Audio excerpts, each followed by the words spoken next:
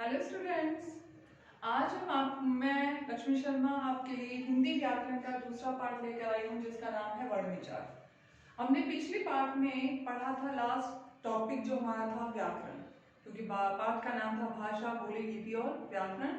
और व्याकरण वाले में मैंने आपको बताया था कि व्याकरण शुद्ध रूप से पढ़ना, लिखना और बोलना सिखाता है। और उसके 3 विभाग थे, वर्ण विचार, शब्द विचार और वाक्य विचार। तो उसका फर्स्ट विभाग ही है वर्ण विचार। और वर्ण विचार के अंतर्गत हम सिर्फ वर्णों के बारे में जानकारी प्राप्त करते हैं, बेसिक नॉलेज कि हमें पता होना चाहिए कि वर्ण क्या है, इनका उच्चारण किस तरह होता है और उच्चारण के साथ साथ हम इन्हें किस तरह लिखते हैं, किस तरह इनका प्रयोग होता है, सारी जानकारी हमें वर्ण विचार के अंतर्गत मिलती है। अब आप सोचोगे कि मैम हमें तो करते आता है, ए आता है, हमने तो नर्सरी क्लास में सीख लिया था। वेरी गुड, आपने बहुत अच्छा किया, आपने नर्सरी क्लास में सीख लिया, तभी आज आप 7th क्लास तक पहुंच पाए हो। ठीक है, इसका मतलब आप लोगों को बेसिक नॉलेज तो है, लेकिन कभी भी बेसिक नॉलेज को भूलना नहीं चाहिए। आपने उस समय सिर्फ AI बोलना सीखा, लिखना सीखा, लेकिन अब इनसे जुड़ी हुई छोटी छोटी बारीक चीजों से के बारे में जानकारी प्राप्त करके आप और ज्यादा नॉलेज प्राप्त कर सकते हो। आप संधि के बारे में पढ़ोगे, उपसर्ग प्रत्यय के बारे में पढ़ोगे, तो आपको वर्णों के बारे में तो पूरी जानकारी होनी चाहिए, तब हम उसको आगे बढ़ा सकते हैं। किसी भी चीज के लिए बेसिक नॉलेज होना बहुत जरूरी है। तो चलो आज का टॉपिक हम शुरू करते हैं वर्ण विचार से। तो इसका पहला ही क्वेश्चन बनता है, वर्ण किसे कहते हैं? विचार मतलब हमारे थॉट, हमारे, हम उसके बारे में क्या जानते हैं, हमारे विचार क्या है। वर्ण क्या है? भाषा की सबसे छोटी इकाई को वर्ण कहते हैं। भाषा की सबसे छोटी इकाई को वर्ण कहते हैं। मैंने क्लास स्टार्ट की, क्लास स्टार्ट करने के बाद मैंने आपको जो इतनी सारी बातें बताई, हमने जो इतनी सारी बातें आप लोगों ने मेरी सुनी, वो सारी बातें एक भाषा के रूप में है। ठीक है, आप यदि उसे रिटर्न में लिखते हो तो वो एक पैराग्राफ बन जाता है। ठीक है, उसकी सबसे छोटी इकाई, हर एक इकाई, वो क्या है? वर्ण। ठीक है, जैसे देखिए, भाषिक ध्वनियों के लिखित रूप को वर्ण कहते हैं। अब इस डेफिनेशन में मैं आपको बता देती हूँ वर्ण क्या है। ये क्या है? वर्ण, ऊपर लया। ठीक है, वर्ण। तो वर्ण में ये एक शब्द है और ये पूरा का पूरा वाक्य है। ये एक शब्द है और ये पूरा का पूरा वाक्य है, यानी एक भाषा है। ठीक है, अब इसके सबसे छोटे रूप को हमने ले लिया भय। भय से भी एक छोटा रूप होता है। भय को भी हम 2 भागों में बांटेंगे। कौन सा?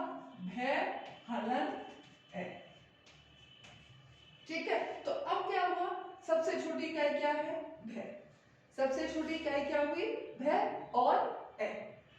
ठीक है, तो समझ में आया कि भाषा के सबसे छोटी इकाई को वर्ण कहते हैं। ओके, चलिए नेक्स्ट वन है वर्णमाला। वर्णों के व्यवस्थित समूह को वर्णमाला कहते हैं। अब जब आप लोगों के वर्ण के बारे में पढ़ा हुआ ही है, तो आप यहाँ जब मैंने वर्ण अलग अलग किया तो आप समझ गए होंगे कि भय, हलन अलग हो गया, ए अलग हो गया। ये सबसे छोटी इकाई है। तो वर्णों के व्यवस्थित समूह, वर्ण है ए, आ, ई, उ, ए, ऐ, ओ, औ, अंग, ए है, क, बहुत सारे व्यंजन आप ले लो, वो सब है। लेकिन इनके व्यवस्थित यानी क्रमबद्ध समूह को आप इंग्लिश में आपको अल्फाबेट्स लिखने के लिए कहते हैं, तो आप कहाँ से शुरू करते हो? A B C D E, ऐसे ये सीक्वेंस होता है। कभी आपने ऐसे लिखा है Y M O P Q, फिर L, फिर Y अगेन, फिर Z, फिर B, फिर O? नहीं ना, आप सीक्वेंस से लिखते हो। यदि आप उल्टा पुल्टा लिख देते हो तो टीचर्स क्या कर देती हैं? रॉन्ग कर देती है। ठीक उसी तरह, इसीलिए इस शब्द पर जोर दिया गया है कि वर्णमाला क्या है? वर्णों के व्यवस्थित क्रमबद्ध समूह को वर्णमाला कहते हैं। ए के बाद आ, ई, उ, वही है क्रमबद्ध, व्यवस्थित। ठीक है, अब वर्ण के कितने भेद होते हैं? 2 भेद होते हैं, स्वर और व्यंजन। वर्णों के 2 भेद होते हैं, स्वर व्यंजन, स्वर वर्ण और व्यंजन वर्ण। स्वर वर्ण जिन वर्णों का उच्चारण स्वतंत्र रूप से किया जाता है। जिन वर्णों का उच्चारण स्वतंत्र रूप से किया जाता है बिना किसी अन्य वर्णों की सहायता के, उसे स्वर वर्ण कहते हैं। ठीक है, इसमें किसी प्रकार की कोई अन्य वर्णों से सहायता नहीं ली जाती, ये खुद में स्वतंत्र है पूरी तरह से। व्यंजन वर्ण की बात करें तो ये स्वतंत्र नहीं है। व्यंजन वर्ण क्या है? वे वर्ण जो स्वर वर्णों की सहायता से उच्चारित किए जाते हैं। वे वर्ण जो स्वर वर्णों की सहायता से बोले जाते हैं या फिर स्वर वर्णों की जिनमें सहायता ली जाती है, उन्हें व्यंजन वर्ण कहते हैं। अब देखिए इसका एक एग्जांपल अभी हमने यहाँ लिखा था, भय और है।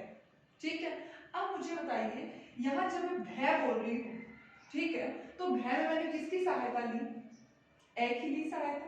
ठीक है, यानी व्यंजन ने किसकी सहायता ली? ए की सहायता ली, स्वर की सहायता ली। लेकिन यदि हम ए बोल रहे हैं तो हम किसकी सहायता ले रहे हैं? ए के साथ क्या कै का उच्चारण हो रहा है? नहीं। च नहीं, पे मैं टे कुछ भी उच्चारण नहीं हो रहा है। ए अपने आप में स्वतंत्र ध्वनि है।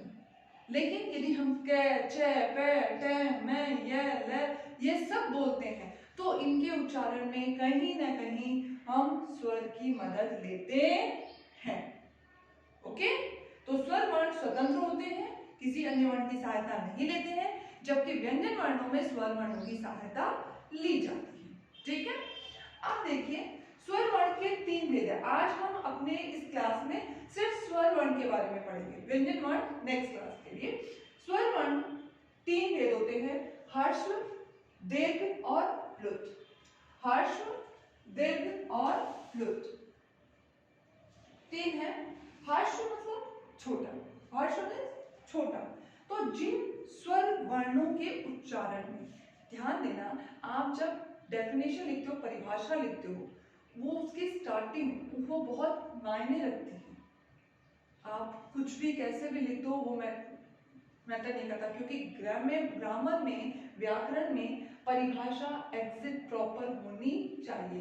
प्रश्नोत्तर में क्या होता है, अपनी लैंग्वेज में बना के लिख देते हो, क्योंकि सबकी अपनी अलग अलग थॉट होती है, आप अपने अकॉर्डिंग लैंग्वेज चेंज कर देते हो, इट्स ओके, कर सकते हो। लेकिन ग्रामेटिकल जो आप डेफिनेशन बोल सकते हो या फिर जो रूल्स बनाए गए हैं उसे तो आप चेंज नहीं कर सकते ना। इसलिए ह्रस्व स्वर कौन से होते हैं? वे स्वर जिनके उच्चारण में कम समय लगता है। वे स्वर वर्ण जिनके उच्चारण में कम समय लगता है उन्हें ह्रस्व स्वर कहते हैं। और ह्रस्व स्वर कितने हैं? 4। ये देखिए, ए, ई, उ, री, 4 ही है ह्रस्व स्वर। ए, ई, उ, री, ये 4 है आपके ह्रस्व स्वर जिनके उच्चारण में कम समय लगता है। आप उच्चारण करके देख सकते हैं, अ, ई, उ, री। ओके, नेक्स्ट वन है दीर्घ स्वर। दीर्घ स्वर वे स्वर वर्ण जिनके उच्चारण में हर्ष से दुगुना समय लगता है, जिनके उच्चारण में हर्ष से दुगुना समय लगता है उसे दीर्घ स्वर कहते हैं। और ये कौन से हैं? आ, ई, उ, ए, आए, ओ, औ। ठीक है, ये है आपके। तो ये कितने हो गए? 7। 1 2 3 4 5 6 7, यहाँ थे 4, यहाँ थे 7, तो 7 और 4 11। ठीक है, तो हमने कितने स्वर वर्ण कितने हैं यहाँ पर? 11 है। ठीक है, लेकिन हम और अंग और अहर नहीं बोल रहे हैं, मैं उसके बारे में आपको आगे बताऊंगी। तो हमारा हर्ष स्वर कम समय लगता है, दीर्घ स्वर में दुगुना समय लगता है, और ये मैंने आपको बता दिया, आ, ई। और देखिए इनके उच्चारण करने में वाकई अधिक दुगुना समय लग भी रहा है। ए, आ, ई, उ, ऊ। ठीक है, ए, आए, ओ, औ, अधिक समय लग रहा है, तो ये है दीर्घ स्वर। नेक्स्ट वन और लास्ट वन हमारा स्वर वर्ण है प्लुत स्वर। प्लुत स्वर वे स्वर वर्ण जिनके उच्चारण में 3 गुना समय लगता है, जिनके उच्चारण में 3 गुना समय लगता है उसे प्लुत स्वर कहते हैं। यानी हर्ष स्वर में कम, हर्ष स्वर से दुगुना और हर्ष स्वर से तिगुना। ठीक है, और इसका उच्चारण है ओम। इसका उच्चारण क्या है? ओम, 3 गुना समय। देखो आप लोग बोलते हो मैम ओम को हम ओम भी तो बोल सकते हैं। यदि आप में से कोई ऐसा बोले कि मैम ओम ओम इतना लंबा बोलने की क्या जरूरत है, आप खुद ओम को ओम बोलते हो, ओम नहीं बोलते हो। आप जब मंदिर में जाते हो और शिवलिंग पे जल अर्पित करते हो, जल चढ़ाते हो, तो आप क्या बोलते हो? ऐसे बोलते हो कि ओम ओम ओम ओम, ऐसे करते हो क्या? बिल्कुल नहीं करते हो, क्योंकि आपको पता है आपने चाहे ये वर्णमाला पढ़ी हो, चाहे आपने व्याकरण पढ़ा हो, चाहे नहीं पढ़ा हो, लेकिन आप कभी भी ऐसा नहीं बोलते हो ओम ओम ओम। नहीं, आपके दादाजी दादी जी या फिर आपके और कोई एल्डर्स जिन्होंने पढ़ाई नहीं की हो, ठीक है, कोई बुजुर्ग व्यक्ति जिन्होंने कभी पढ़ाई नहीं की हो, जिन्हें व्याकरण के बारे में पता ही नहीं है, तो क्या मंदिर जाके वो ओम ओम ओम करते हैं? बिल्कुल नहीं करते। वो तो बहुत अच्छी तरह बोलते होंगे ओम, करते हैं ना। तो ये बात तो हमें पता है, तो आपको भी ये बात पता है कि आप इस उच्चारण को इतना धीरे जल्दी नहीं बोल सकते और बोलते भी नहीं है, ठीक है। तो ऐसे बहुत कम शब्द हैं जिनका उच्चारण में 3 गुना समय लगता है, लेकिन ऐसे शब्द होते हैं, ठीक है। जैसे एक ये तो बहुत हमारा ओम जो है, ये तो हमारा आध्यात्मिक स्वर शब्द भी है, जिससे हमें अपने आप में एक ताकत आ जाती है, ठीक है। तो आप समझ गए होंगे कि ओम के उच्चारण में 3 गुना समय लगता है और इसे हम एक साथ जल्दी नहीं बोलते।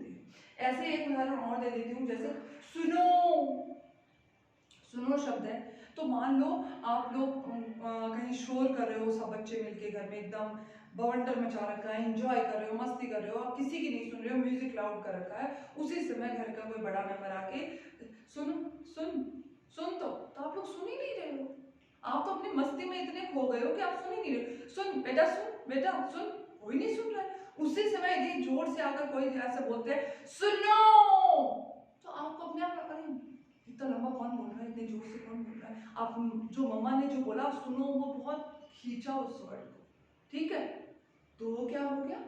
प्लुत स्वर, ठीक है।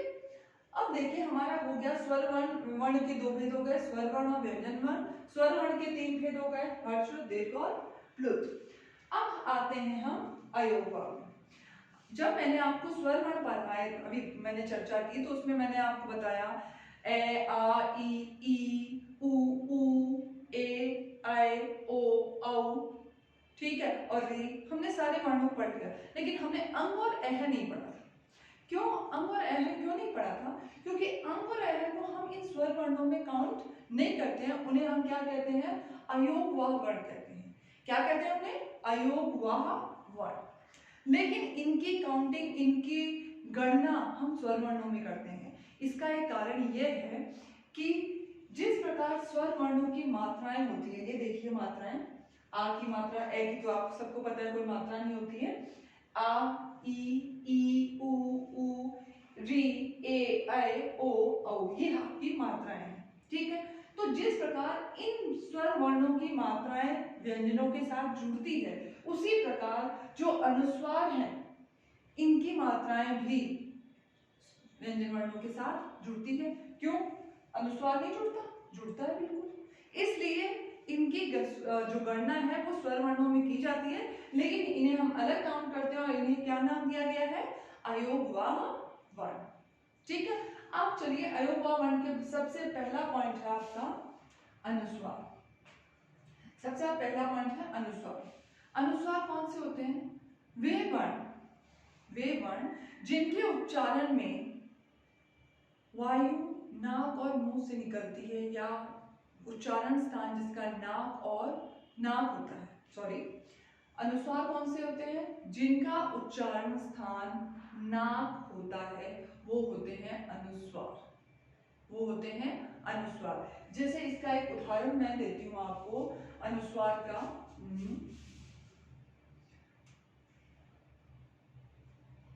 आपको उदाहरण दे देती हूँ, जैसे गंगा, आपको उदाहरण मैंने दिया गंगा, तो आप गंगा बोल के देखो, आपके उच्चारण देखो कहाँ से हो रहा है? नाक से हो रही है। जो अनुस्वार का उच्चारण आ रहा है ना, वो उच्चारण कहाँ से आ रहा है? नाक से हो रहा है, गंगा, ठीक है। उच्चारण स्थान क्या है? गंगा, नाक से है। उसी तरह अनुनासिक यानी चंद्र बिंदु, हमेशा याद रखना अनुस्वार या जो इसे डॉट डॉट बोलते रहते हो ना, ये होता है अनुस्वार, और अनुनासिक चंद्र बिंदु, तो इसे डॉट नहीं है, ये आपका अनुस्वार है, ठीक है। और ये है चंद्र बिंदु। अनुनासिक को क्या कहा जा सकता है? चंद्र बिंदु भी कहते हैं। चंद्र बिंदु का उच्चारण स्थान नाक और मुंह दोनों होता है। नाक और मुंह दोनों होता है। जैसे मैं इसका उदाहरण आपको दूं तो लीजिए, आपके पास उदाहरण है दांत। तो आप देखो उच्चारण स्थान देखो, दांत बोलते हैं तो नाक से भी उच्चारण हो रहा है, ध्वनि उत्पन्न हो रही है, और कंठ से भी दा यहाँ देखो, आप बोल के देखोगे, जब आप खुद बोलोगे ना तब आपको खुद महसूस होगा कि वाकई ऐसा होता है, ठीक है। क्योंकि मैं बोलती हूँ तो मुझे फील हो रहा है, आप मेरे साथ बोलोगे तो आपको भी पता चलेगा कि हाँ वाकई गंगा बोलने से नाक पे जोर पड़ रहा है, और दांत बोलने से नाक के साथ साथ कंठ से भी ध्वनि, हाँ, आवाज उत्पन्न हो रही है, ठीक है। तो अनुस्वार का उच्चारण नाक से होता है और अनुनासिक का उच्चारण नाक और मुंह दोनों से होता है, ठीक है। अब इन दोनों से संबंधित एक खास बात मैं ये बताती हूँ कि चंद्र बिंदु हमेशा शिरोरेखा के ऊपर, ये जब हम किसी भी शब्द को लिखने के बाद, जैसे मैंने ये लिखा शब्द, ठीक है, ये मैंने शब्द लिख दिया, क्या ये सही लग रहा है आपको? हिंदी में यदि हम इस तरह सारे बातों को लिख डालें, पूरा पैराग्राफ लिख डालें, तो क्या हमें सही लगेगा? नहीं, हमें लगेगा कुछ खालीपन है, कुछ ना कुछ नहीं किया, कुछ मेकअप तो अधूरा है। चलो इसका मेकअप पूरा कर देते हैं। ये लीजिए, अब लग रहा है, हाँ अब सुंदर लग रहा है शब्द। तो ये मेकअप नहीं है, ये लाइन जो हम ऊपर खींचते हैं इसे क्या कहते हैं? शिरोरेखा, ठीक है, इसे हम कहते हैं शिरोरेखा। शब्द के ऊपर जो हमने लाइन खींची है, यहाँ जितने भी मैंने शब्द लिखे हैं, जितने भी बातें लिखी है, देखिए सबके ऊपर मैंने लाइन खींची है। तो वो लाइन क्या है? वो लाइन नहीं है, हिंदी में इसे क्या कहते हैं? शिरोरेखा कहते हैं। तो चंद्र बिंदु के बारे में बताती हूँ मैं। जब शिरोरेखा के ऊपर कोई मात्रा आ जाती है तो उस मात्रा के साथ चंद्र बिंदु नहीं लगती है।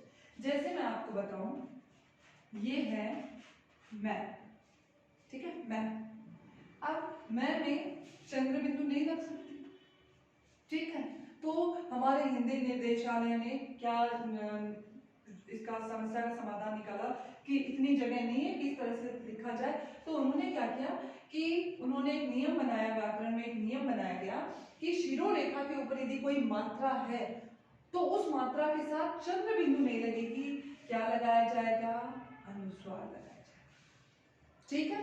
तो शिरोरेखा के ऊपर किसी भी मात्रा के साथ कभी भी चंद्र बिंदु नहीं आती है, अनुनासिक नहीं आता है, हमेशा क्या आएगा? अनुस्वार आएगा, ठीक है। ये तो आपको पता चल गया। और अनुस्वार के बारे में मैं बात करूं तो अनुस्वार जो लगता है, एक अनुस्वार तो आप ए आई ऊ ए आई ओ अंग जो आप पढ़ते हो वो अंग वाला अनुस्वार तो होता ही है, वो कहाँ लगता है। और व्यंजन वर्णों के पंचमाक्षर के अनुसार भी अनुस्वार लगाते हैं, वो मैं आपको व्यंजन वर्ण वाले वीडियो में बताऊंगी। लास्ट वन है विसर्ग। विसर्ग क्या है? जब किसी शब्द में व्यंजन वर्ण आधा होता है, जब किसी शब्द में व्यंजन वर्ण आधा होता है तो उसके नीचे एक तिरछी लाइन खींची जाती है। ओ सॉरी, उसे हलन कहते हैं, आई एम सॉरी। ये देखिए, वो ये हलन। जब किसी व्यंजन शब्द को लिखते समय व्यंजन वर्ण आधा होता है तो उसके नीचे एक तिरछी लाइन की जाती है और उसे क्या कहते हैं? हलन कहते हैं। जैसे एक शब्द मैं आपके सामने लिखती हूँ, टक्कर, टक्कर,